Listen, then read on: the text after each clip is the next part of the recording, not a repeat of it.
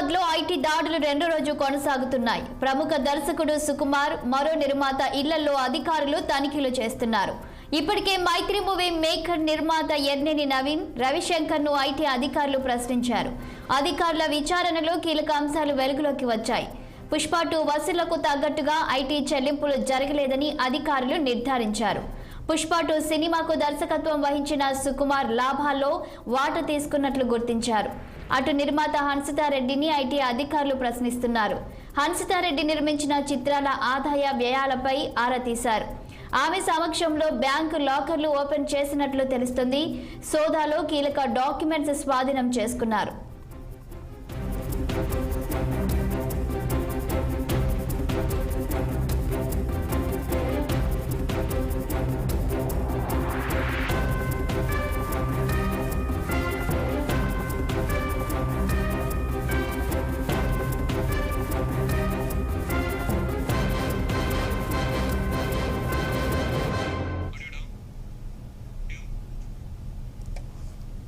హైదరాబాద్ లో ఐటీ దాడులు రెండో రోజు కొనసాగుతున్నాయి. ప్రముఖ దర్శకుడు సుకుమార్, మరో నిర్మాత ఇళ్లలో అధికారులు తనిఖీలు చేస్తున్నారు.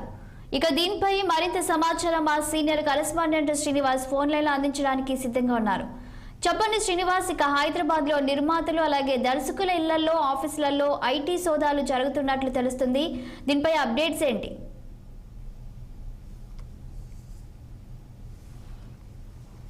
అయితే నిన్న ఏదైతే మైత్రి మూవీ మేకర్స్, అదేవిధంగా శ్రీ వెంకటేశ్వర క్రియేషన్స్ సంబంధించిన సంస్థలు, అదేవిధంగా ఆఫీసులు కూడా సోదా చేశారు. అయితే వెంకటేశ్వర క్రియేషన్స్ అనేది మాత్రం నిర్మాత దిల్రాజ్ కు సంబంధించింది సంస్థ.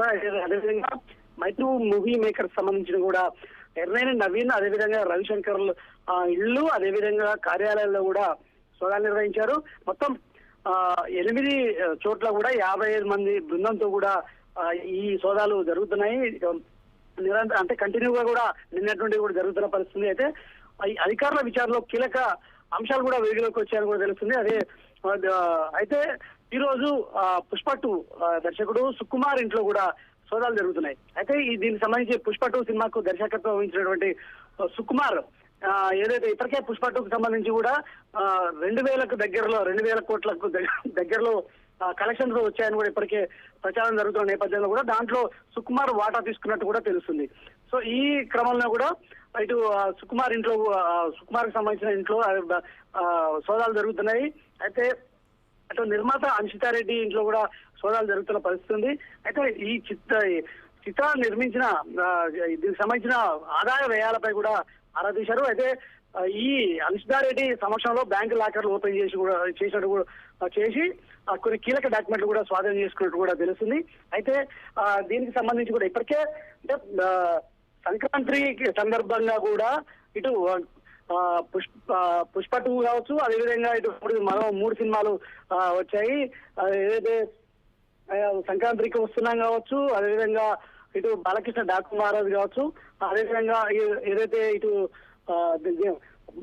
ఇంకో మరో సినిమా వచ్చిన నేపథ్యంలో కూడా దీనికి సంబంధించి కూడా పెద్ద మొత్తంలో ఇప్పటికే 100 కోట్ల మార్కు దాటినాయని కూడా సమాచారం ఉన్న నేపథ్యంలో కూడా వాటిపై కూడా వాళ్ళ సంస్థలపై, ఎందుకంటే వీటికి సంబంధించి అయితే ఇప్పటికీ ఏదైతే దీని ఆదాయానికి మించి దీనికి సంబంధించి అయితే కట్టలేదని కూడా, అంటే ఐటీకి సంబంధించి చెల్లింపులు చేయలేదని కూడా తెలుస్తుంది. ఈ క్రమంలో కూడా ఐటీ దాడులు అయితే కొనసాగుతున్నాయి. చాలా అయితే ఏంటి శ్రీనివాస్, వీరు ఐటీ చెల్లింపులు చెల్లించట్లేదని కూడా మరి వార్తలు వస్తున్న నేపథ్యంలో దీనికి కారణం ఏంటి?